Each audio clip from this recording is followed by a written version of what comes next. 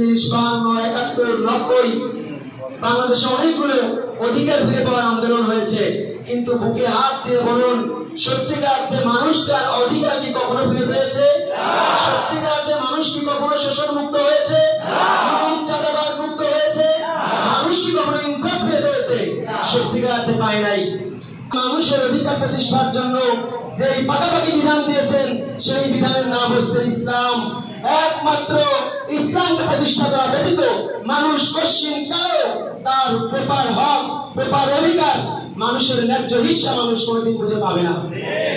গত 15 বছর দেখেছি, বর্তমান সময়ে দেখছি, আমরা এই গোলামীর জঞ্জির থেকে মুক্ত হতে চাই। এই দাসত্বের শৃঙ্খলকে আমরা বরণ করতে চাই না ইনশাআল্লাহ। আমরা আজকে এখানে উপস্থিত হয়েছি আল্লাহর জন্য ভালোবাসার নিয়ে, ঠিক কিনা বলেন? যদি এই কাজটা যারা করবে, আল্লাহ রাসূল বলেছেন ফাকাদিস্তাকমালাল ঈমান, তার ঈমানকে সে পরিপূর্ণ করলো। আল্লাহ বলেছেন আল্লাহু মুতিম্মু নূরিহি, আল্লাহ এই নূরকে অবশ্যই প্রজ্বলিত করবেন। ওয়ালাউ কারিহাল মুশরিকুন, যত ইসলাম বিরোধীরা মুশরিকরা পছন্দ করে। অনেকে মনে করি মুশরিক মানে হলো ইহুদি, খ্রিস্টান, নাসারা না। যারা ইহুদি এবং খ্রিস্টান, নাসারাদের চরিত্র অবলম্বন করে, তারা নামকারী মুসলমান হলেও তারা মুশরিক। দেশ এবং জাতির কল্যাণের জন্য, আমরা দেশের মানুষের ভোটের অধিকার প্রতিষ্ঠা করার জন্য কেয়ারটেকার সরকারের কথা আমরা উপস্থাপন করলাম। কেয়ারটেকার সরকারের অধীনে একটা নির্বাচন হয়েছে।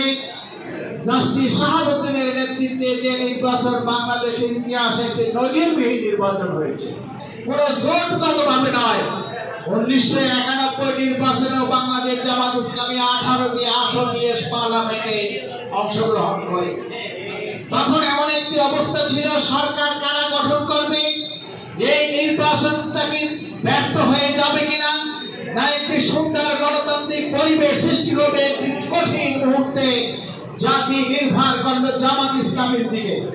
আওয়ামী লীগের নেতৃবৃন্দ ছুটে আসলো তাদের সমর্থন নিয়ে সরকার গঠন করার জন্য। বিএনপির নেতৃবৃন্দ ছুটে আসলো তাদের সমর্থন নিয়ে সরকার গঠন করার জন্য।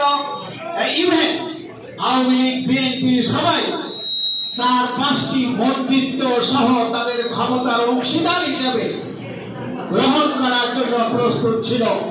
দেশ এবং জাতির কল্যাণে সেদিন বাংলাদেশ জামাত ইসলামের কোন মন্ত্রিত্ব না নিয়ে বিএনপির সমর্থন নিয়ে 91 রাজনৈতিক সংকট উত্তরণ করেছে। বন্ধুরা আমার, বিনিময়ে আমরা কি দেখেছি? অধ্যাপক গোলাম আজম সাহেবের নাগরিকত্ব পর্যন্ত তারা দিল না। তিনি অ্যারেস্ট হলেন এবং আইনি লড়াইয়ের মাধ্যমে তার নাগরিক অধিকার আমাদেরকে ছিনিয়ে নিয়ে আসতে হয়েছে। বন্ধুরা আমার, তারপরেও আওয়ামী ফ্যাসিস্টের হাত থেকে দেশ এবং জাতিকে রক্ষা করার জন্য আমরা আবার একসাথে আন্দোলন, একসাথে নির্বাচন এবং একসাথে সরকার গঠন, এবং সেই নির্বাচনে দলমত নির্বিশেষে সকলে এমন গণজোয়ার সৃষ্টি হয়েছিল, সেখানে নিরঙ্কুশ সংখ্যাগরিষ্ঠতা লাভ করে 4 দলীয় ঐক্যজোটের সরকার গঠন করেছিল।